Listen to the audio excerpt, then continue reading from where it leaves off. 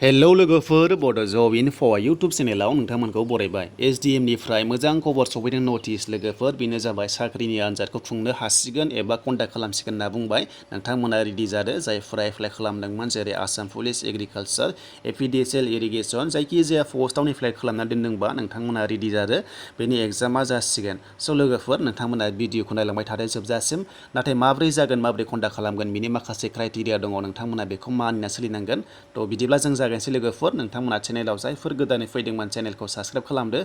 1 लाख साख्रि होनायनि खोथा गासिनो दङ नोंथांमोना गोदान साख्रिनि आपडेटखौ मोनबाय थागोन दा बेनिखायनो चेनेलाव साबस्क्राइब खालामना लाखादो जेब्ला फैगोन थाबै नोंथांमोना एप्लाइखौ खालामनो हागोन दा फै जों नायनोसै गोदानै फैनाय नटिसखौ दा लोगोफोर बे जाबाय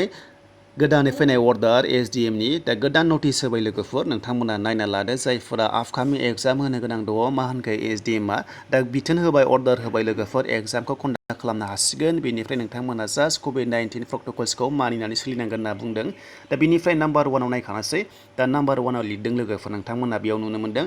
recruitment and entrance examinations for higher education are permitted लोगोफोर पारमिट होबाय पारमिसन होबाय एन्ट्रेन्स एग्जाम आरो रिक्रुइटमेन्टनि थाखाय पारमिट होबाय जे थाबैनो बेखौ मेनटेनेन्स खालामनांसिगोन नाथाय लोगोफोर जास्ट नोंथांमोना जोङो मानिना सोलिनांगोन कभिड-19 प्रट'कल्सखौ जोङो मानिना सोलिनांगोन आरो दा बेनिखायनो बेयाव जेसेबांखिनि एन्ट्रेन्स जानो गोनां दङ बिनिफ्राय रिक्रुइटमेन्ट जानो गोनां दङ गासैखौबो कन्डाक्ट खालामनो होबाय दा बिदिब्ला जोंनिया साख्रिया थाबैनो एग्जाम जासिगोन आरो एप्लाइ जासिगोन स' नोंथांमोना रेडि जाना थादो दा सेकेन्ड पइन्टआव दङ नाम्बार 2 आव लोगोफोर बेयाव बुंदों जे 50% सिटिं केपासिटिल' खालामनो हागोन होनना बुंदों मोनसे हलाव लोगोफोर दायो कभिड-19 नालाय थ' बेनिखायनो माखासे क्राइटेरिया होदों जास्ट जोङो 50% स्टुडेन्टस एबा सिटिं केपासिटिल' होनाय जादों लोगोफोर दा बेनिखायनो मोनसे हलाव एग्जामनि मोनसे हलाव 50 स्टुडेन्टसाल' केन्डिडेटआल' जिरायनो हागोन होनना बुंदों बेनिफ्राय लोगोफोर आरोबाव बुंबावदों जे मोनसे सेन्टाराव 200नि बारा स्टुडेन्टसफोरा हाबनो मोननाय नङा एबा 200नि बारा एलाउ गैया होनना बुंदों बेनिखायनो मोनसे सेन्टाराव